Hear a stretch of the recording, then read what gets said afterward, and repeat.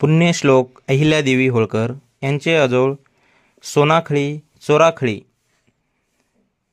पापनाश मंदिर येथे महाराणी तुळसाबाई होळकर व 4000 मराठी सैनिक यांना 1100 दिवे लावून अभिवादन करण्यात आले।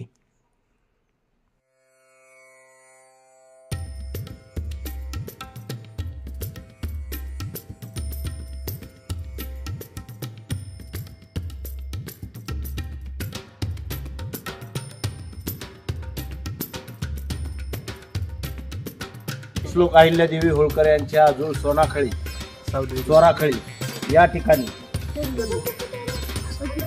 20 डिसेंबर 1817 रोजी महिंदपूरच्या युद्धात तुळसाबाई होळकर आणि 4000 मराठा सैनिक यांचं निधन झालेलं होतं।